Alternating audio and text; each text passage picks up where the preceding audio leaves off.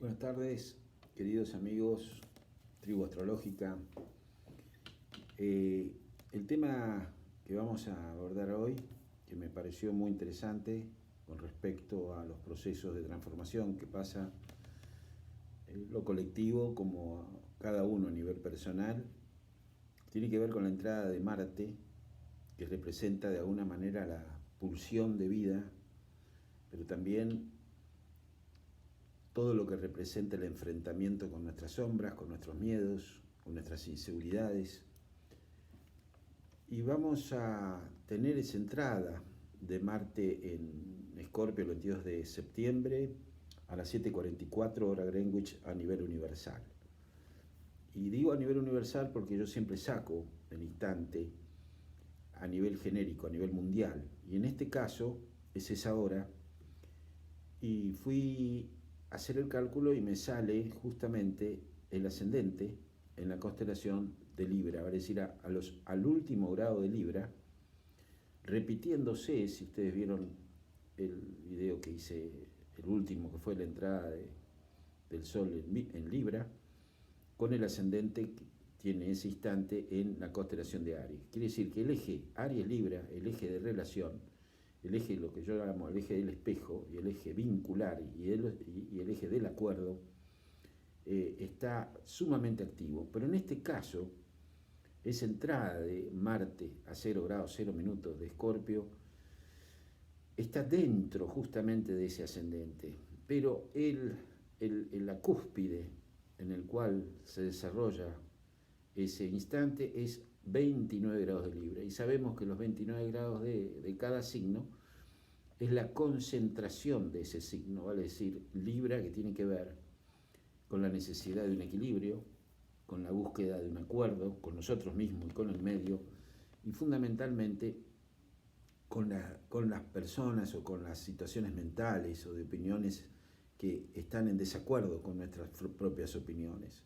O sea, es un momento de cambio muy grande en el cual ese Marte, que entra con muchísima fuerza en Escorpio, nos advierte de un proceso que podemos llegar a verlo como un proceso de creación, un proceso de muerte de nuestra actitud con respecto a la vida y con respecto a las relaciones en el cual mantenemos, no solamente en lo personal, sino en lo mundial, o ir al combate con los procesos fóbicos. Y quiero detenerme en esto porque ese instante tiene una cuadratura exacta a Plutón, y Plutón es regente natural de Escorpio, y los dos signos, los dos planetas, las dos simbologías, están en un cuadrado, o sea, están en una crisis. Y la crisis nos hace ver, nos hace en algún punto sacar al consciente procesos que teníamos guardados. Justamente Escorpio tiene que ver con el secreto, con lo que realmente, si sacamos al consciente, nos produce fobias, nos produce procesos, digamos, de terror, ¿no? O sea, actitudes que muchas veces no queremos ver, por eso lo guardamos. Pero evidentemente todo va a salir a la luz. Salen nuestras sombras, salen las situaciones genéricas, inclusive financieras, económicas, en el mundo en el cual ya nada se puede retener, ya nada se puede ocultar. Pero haciendo un análisis justamente mítico de estos dos planetas, vamos a hablar de los satélites naturales de cada planeta, o sea, de Plutón y de Marte. Sabemos que Marte tiene dos satélites naturales, que uno es Phobos, que tiene que ver con lo fóbico, y el otro es Deimos, que tiene que ver con el terror. Marte es hijo de Afrodita y de Hades. Por lo tanto, representaría de alguna manera el miedo. En la antigüedad Marte representaba de alguna manera ir a la lucha, pero con temor, con miedos, y poder vencerla. Por eso es el dios de la guerra, que lo acompañaba Deimos, era justamente el terror de sentirse que en algún momento tenían que morir y luchar para tener esa protección que llevaba en continente el miedo y el terror. en el cual tenemos que enfrentarnos para poder vencernos a nosotros mismos. O sea, ese es un proceso que tiene que ver con el miedo anticipado muchas veces y el terror durante la batalla, que representa Deimos, que es nuestra batalla interior, que es el punto en el cual tenemos que atrevernos con esos dos elementos para poder vencer. Por eso Marte representa un círculo con una flecha que se proyecta hacia el infinito, es decir, la posibilidad de salir de esos mecanismos, digamos, de terror, de esos mecanismos fóbicos, para poder vencernos a nosotros mismos. Por eso esos dos satélites acompañaban a Marte en la guerra, ¿no es cierto? Está también íntimamente relacionado todo esto con los satélites naturales que tiene Plutón. Y Plutón sabemos que es el guardián del umbral, representaría el guardián de todo lo que es, digamos, la posibilidad de transformación. Y no dejaba entrar ningún alma viva a su mundo, digamos, y ningún alma muerta o transformada al mundo terrestre. Por eso representa Cerbero, el perro de tres cabezas, que era el guardián justamente del Hades, de la transformación. Ningún alma transformada podía salir y ningún alma no transformada podía entrar al mundo de la transformación, al mundo del cambio. Por eso tenemos en Plutón 5 satélites muy importantes que representan esta cuadratura, lo simbólico, que primero es Caronte. Caronte es la aceptación de los finales, es la aceptación de los procesos en el cual es un barquero, era un barquero representado por justamente un barquero que transportaba las almas, ¿no es cierto?, de los muertos a través del río Estigia hacia el inframundo, vale decir, ya cuando no había posibilidad de retroceder. Caronte, que representa uno de los satélites naturales de Plutón, lo llevaba a un mundo en el cual se transformaba en otro estado de conciencia. El mito es muy, digamos, onírico muchas veces. El mito nos ayuda para poder, desde la psiquis, desde nuestro pensamiento, poder comprender el proceso planetario en el cual estamos transcurriendo, o vamos a transcurrir, después del 22 de septiembre. O es el pánico, nos quedamos paralizados, o se producen pulsiones en el cual no nos atrevemos a cruzar ese tránsito de una costa a la otra. Por eso Caronte, que representa un satélite, el primer satélite natural de Plutón, está activo con esa tensión con Marte que tiene que ver con Deimos, con Phobos, que es el miedo, el terror. O sea, el terror de poder trascender ese campo que ya no nos sirve para ir hacia algo que es superior a nuestro proceso consciente. Luego, otro satélite natural es Nix. Nix, que representa una diosa, es la diosa de la noche, madre de muchos seres oscuros, y es la oscuridad y el misterio, que representa justamente el misterio que hay dentro de nuestro lado más oscuro, más subjetivo, para poder conectarnos con la intuición, para poder conectarnos astrológicamente con nuestra psiquis, para poder conectarnos con nuestro mundo interno y entregarnos a eso que percibimos dentro de los que son los procesos de transformación. Ese Plutón que está en el instante, en casa 4, habla de que nuestra raíz colectiva, estoy hablando de lo colectivo, entra justamente a hacer consciente todo lo que representa nuestra raíz, nuestro pasado, nuestros ancestros, lo que venimos heredando. Y sabemos que para llegar al héroe, todo héroe no tiene familia, no tiene una raíz genética en el cual automáticamente vamos, digamos, repitiendo mecanismos ancestrales y que nos paraliza justamente, la parálisis, para nuestro proceso evolutivo. Romper esa raíz, romper el pasado, nos da la posibilidad, de alguna manera, de nuestra propia vida personal, como colectiva, como internacional, como, digamos, de países, etcétera, nos da la posibilidad de unirnos y de entregar nuestro ser a algo que nos supera desde lo consciente y llegar al proceso real de libertad interior. Por eso todos los héroes no tienen raíz, o sea, hemos hablado también en la última video de París, que tenía que elegir 3 diosas y tenía que elegir una, por eso se armó después la guerra de Troya con Helena, etc. Si no lo vieron, pueden llegar a verlo. En el caso de Jesús, en el cual fue concebido por el Espíritu Santo, no por una concepción carnal. Y así, en el caso de Superman, inclusive,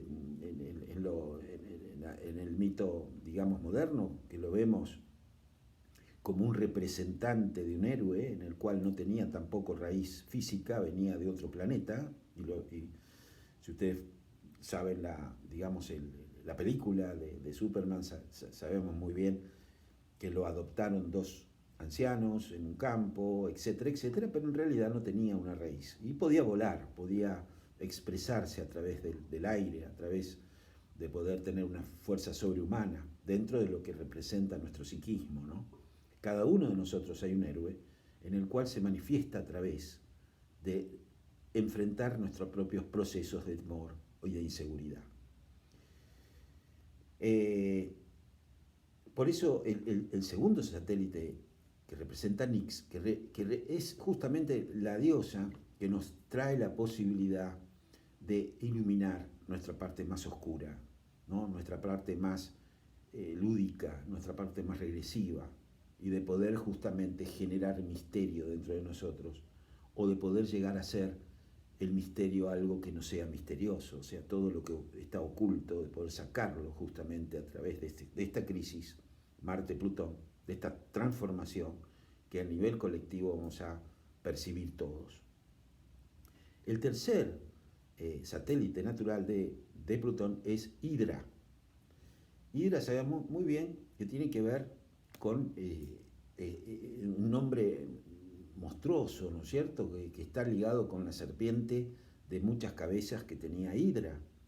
Vale decir, Hidra tenía como elemento de monstruosidad las serpientes, que aquel que la miraba de frente se quedaba paralizado. El único que pudo cortarle la cabeza fue Hércules, que derrotó simbólicamente a esa Hidra a través de todo una técnica, no mirándola de frente, sino a través de toda una estrategia para cortarle la cabeza, o sea, cortar nuestros propios temores, nuestros propios miedos, nuestros propios complejos, porque Hidra en realidad tiene que ver con los complejos que persisten muchas veces y que no queremos ver. O sea, el enfrentamiento con esos complejos requiere un enfrentamiento, una astucia para poder trascender de alguna manera patrones en el cual, si no podemos trascender esos complejos, se multiplican continuamente.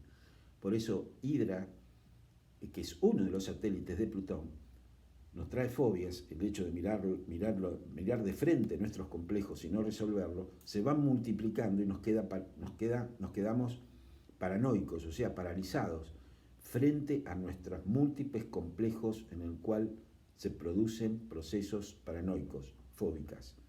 Por eso es toda una estrategia que da esta cuadratura Marte-Plutón para poder enfrentar nuestros complejos y que no se repitan a través de nuestra existencia y nuestros procesos, para entrar justamente en la era dorada que representa Acuario, que es la era, digamos, del aire, en el cual todo queda a la luz. El aire es transparente, no se puede ocultar nada, pero para eso tenemos que justamente pasar cada uno de nosotros por esos procesos, digamos, de enfrentamiento con nuestros complejos para que no se multipliquen, o sea, la Hidra.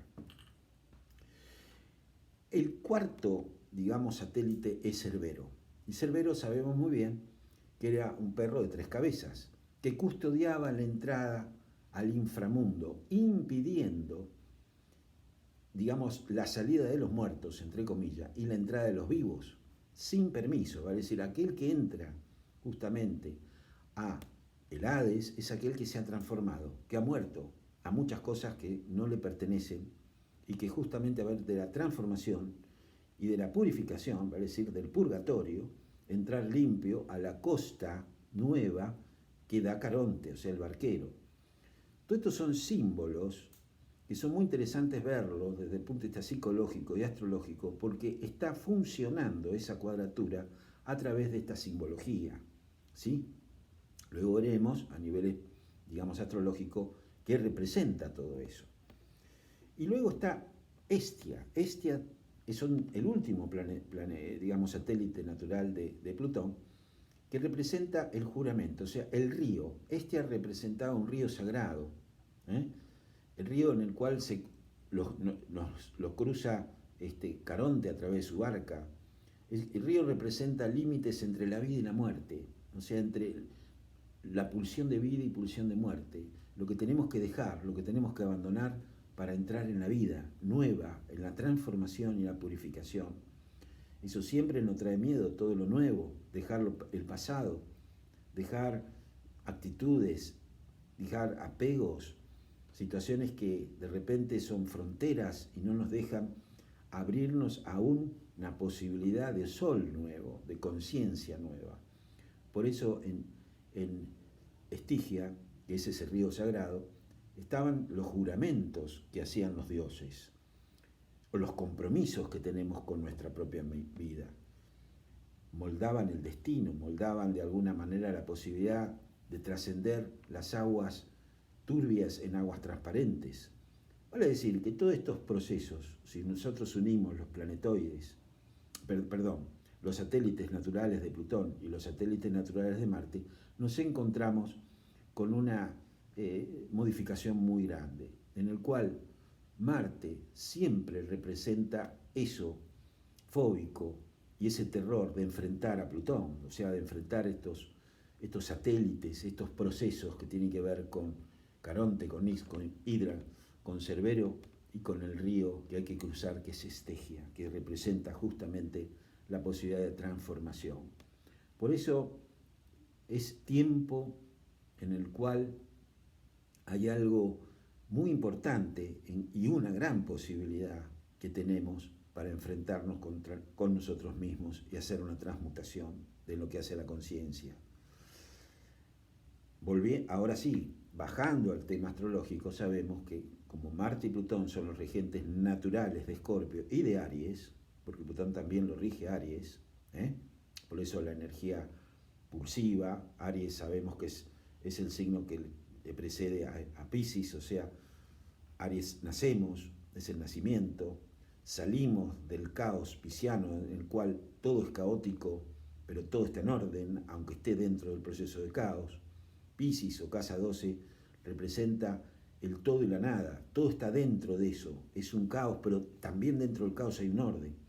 Pero resulta que el signo que le sigue, que es Aries, representa el nacimiento de eso en el cual nos olvidamos, del caos en el cual nos olvidamos, y somos nosotros mismos. Por eso el niño cuando nace, es el ascendente, que es el primer instante de nacer, llora y dice, bueno, aquí estoy yo, me separo de la madre, me separo del caos, me separo del vientre, me separo del agua pisciana, o sea, el líquido amniótico, o sea, la placenta, y empiezo a ser yo mismo.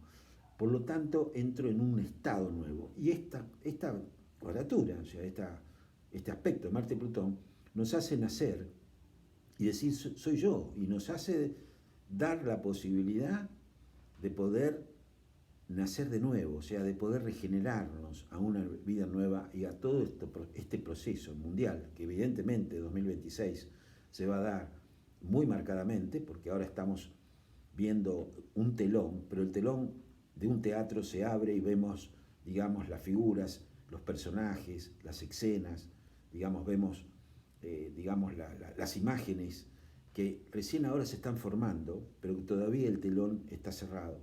Las entradas de estos planetas, Plutón, bueno, ya está en Acuario, pero Urano en Géminis, Saturno y Neptuno, que son cronocreatores en Aries, signos positivos, signos que van para arriba. Ahí vamos a ver las escenas y la obra de teatro realmente de nuestra propia vida y de la vida colectiva, la vida funcional dentro de lo que representa el inconsciente colectivo o el mundo.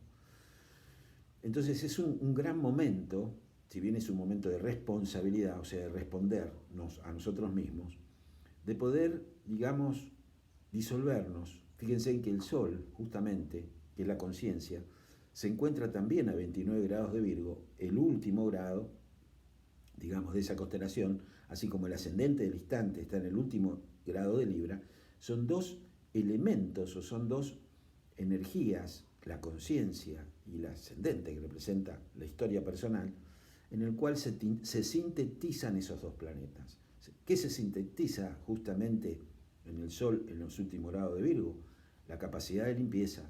Virgo representa el análisis, la limpieza, el ordenamiento, ya está, ya limpiamos, ya ordenamos, ahora es tiempo, digamos, de hacer, es tiempo de enfrentarnos. Ya no analizamos más, sino al contrario, nos tenemos que entregar a Piscis. Por eso fue el último eclipse, se dio en Piscis, que nos está indicando algo, nos está indicando disolver, entregarse. Ya está, ya tenemos todo ordenado, aparentemente.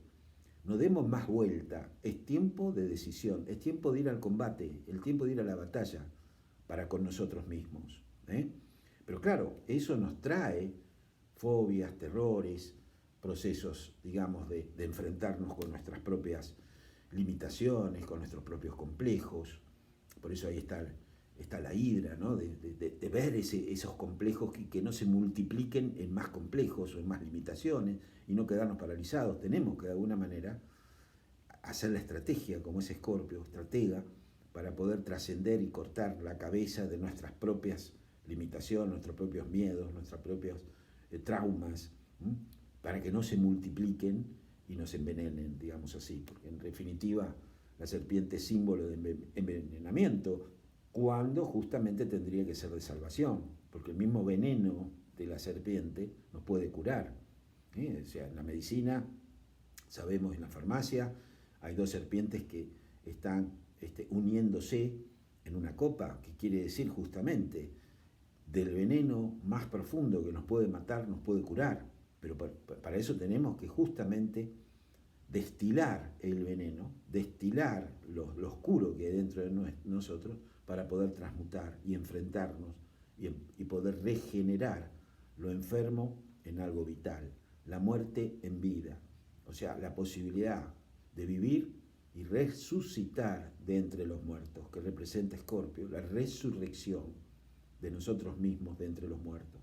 La verdadera resurrección de los muertos tiene que ver con estos dos planetas o este signo que representa la transmutación de lo tóxico, ¿está? O sea, la resurrección de los muertos que están dentro de nosotros mismos.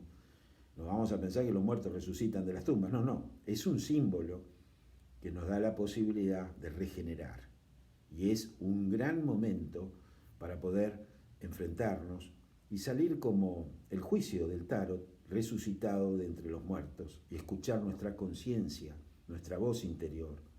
Por eso en ese símbolo, digamos, del juicio, lo único más importante dentro de lo que es ese arcano es la trompeta del ángel. Está todo claro, está todo vinculado a lo más trascendente que es escuchar nuestra conciencia, no hay otra cosa. Que representaría de alguna manera la voz divina, ¿no?, que hay dentro de nosotros. Pero para eso tenemos que salir purificados de todo un proceso en el cual pasamos por estos tres ciclos. El primer ciclo de Adán y Eva, que representa justamente los enamorados en el tarot.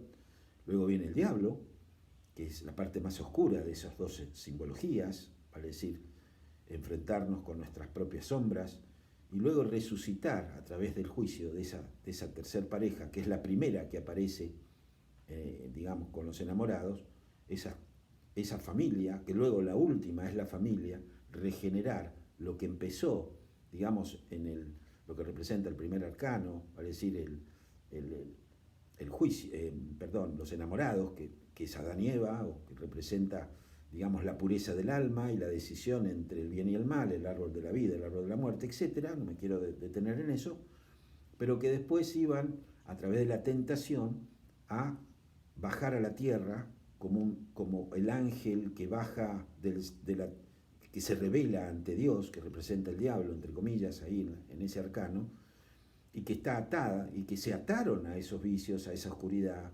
creyéndose que eran dioses antes de tiempo. Por lo tanto, se ataban solos. Pero luego viene el proceso de limpieza y de resurrección, que es el último arcano, reitero, que representa digamos, el juicio final, ¿no?, en el cual escuchamos justamente todos los procesos que pasó esa pareja, ¿no?, desde el primer arcano, que es los enamorados, el diablo, y luego viene justamente la resurrección, o sea, el juicio final. Y este es un proceso de juicio final, o sea, cada uno finaliza un proceso y se reencarna, se regenera y muere de entre los muertos que hay dentro de nosotros. O sea, la historia que ya no nos pertenece, los muertos que se fueron ancestralmente, lo que se llama la cadena genética, y la resurrección hacia nuestra propia vida a través del héroe, o sea, a través de romper con cadenas o romper con procesos atávicos que se van repitiendo y que cuando uno no lo enfrenta, como la hidra, a través de una estrategia nos queda paralizado y se multiplican justamente los complejos que traemos y que nos creamos. Muy bien. Dentro de lo que es el plano más básico, más personal, obviamente que los signos fijos van a estar activos en esto, o sea, Escorpio, Acuario, Tauro, Leo y más que nada los que nacieron en los primeros grados, o sea, están realmente movilizados, o aquel que tiene ángulos ahí, o que tiene los luminarios, la luna, etc. Pero todos tenemos algo dentro de esos 4 signos fijos que representan los 4 apóstoles, y no se olviden que los signos fijos tienen que ver con el amor, o sea, qué amor tenemos para con nosotros mismos y poder enfrentar desde el amor nuestras sombras. Por otro lado, el Sol también, Mercurio, están en 12 sectores del instante. La Luna en Libra, que tiene que ver con la búsqueda de una elección. Libra representa la elección que tenemos en la vida, y toda elección hace un conflicto, porque no podemos estar bien con Dios y con el diablo, como el mito de París. Tenemos que elegir un camino en la vida, pero eso nos trae conflicto porque desequilibramos otros aspectos de la vida en el cual tenemos que encontrar la valentía para no entrar en la guerra de Troya, ¿no? O sea, en lo que representa Helena con París, cuando él elige a Afrodita y no elige a las otras 2 diosas. Por lo tanto, estamos en un proceso de elección. O seguimos el camino, digamos, de la comodidad que nos trae mayores complejos, mayores fobias, mayores indecisiones, o encontramos otros valores dentro de nosotros mismos a través de la transmutación escorpiana. Venus también, que representa el amor, el vínculo, está en Virgo, vale decir, está en caída, no se olviden, en cuadrados a Urano, y eso habla otra vez del mundo femenino, muy parecido a lo que es la entrada del Sol en Libra, en el cual el hombre se reencuentra con su mundo femenino y la mujer con su mundo masculino, vale decir, el equilibrio del ánimus y el ánima también va a estar en juego producto de las relaciones que vamos a ir manteniendo. Bueno, queridos amigos, esto es lo que quería comentarle, que yo creo que es muy trascendente, da para pensar, da para analizar y fundamentalmente ayuda mucho todo el mito y ayuda mucho todos los tránsitos y todos los procesos que hay en el cielo, porque el cielo está dentro de nosotros, siempre lo digo. Y es momento de decisión, es momento de enfrentarnos y no quedarnos paralizados, porque se van multiplicando, si no tenemos una estrategia para poder trascender y poder ser, digamos, héroes de nosotros mismos, de cortar el pasado, de cortar cosas que realmente son repetitivas y que cuando nos enfrentamos a eso con temor y no tenemos una estrategia, se va multiplicando lo fóbico, los traumas, los complejos, etc. Bueno, espero que haya sido lo más claro posible. Me he extendido un poco, pero para darle la información que inclusive viene en el mundo. No se olviden que los factores de sustancia física y psíquica, o sea, Tauro, Escorpio, van a estar muy movidos, o sea, lo financiero, lo económico, otros valores que pueden llegar a haber. No sería nada extraño que el mundo en sí, después de final de septiembre, entre en combate. Espero que sea un combate interno y no un combate externo a través del miedo de defender algo que es indefendible, que no se proyecte la guerra afuera, sino dentro de nosotros, porque el hombre jamás peleó contra el hombre, sino contra sí mismo, y se proyectó justamente a través de la guerra, el combate, de las cosas, digamos así, muy tanáticas que pueden estar apareciendo a nivel colectivo, o informaciones que podamos tener, cosas que aparecen ocultas y que son realmente muy tensas, pero que hay que enfrentarlas. Eso en lo colectivo. O sea, pidamos y veremos a ver qué pasa, porque hay una situación volcánica, digamos así, que está dentro de nosotros, porque a veces el hombre, en lo colectivo, prefiere ver las sombras afuera y no enfrentarse con su hidra, no enfrentarse con sus propios miedos y sus propios complejos. Buen momento para reflexionar, pero un momento de ponerse activo. Ya las palabras y las teorías desaparecen. Digamos, los grandes gurúes que te prometen vida eterna y prometen felicidad eterna, nos vamos a ir dando cuenta, inclusive con este Neptuno en Aries, con Saturno el próximo año en Aries, que nosotros somos nuestros propios curadores, nosotros somos nuestra propia farmacia interior, nuestra propia creación, no necesitamos una guía. Ya desaparecen muchas veces, digamos, personajes que son humanos, igual que nosotros, que cada uno tiene su Dios interior, su maestro interior, que empieza a aflorar en la medida que transmutamos nuestra vida. Bueno, muchas gracias y les pido comentarios, pueden comunicarse conmigo, les pido comentarios, obviamente, no es un vivo ahora, puedo llegar a ser un vivo en el cual podemos hacer todo un trabajo de comunicación y una especie de tertulia astrológica en lo posible, en el cual en estos días lo voy a hacer, Dios mediante. Bueno, muchas gracias, José Dulce, astrólogo transpersonal. Estoy conectado. Muchas gracias.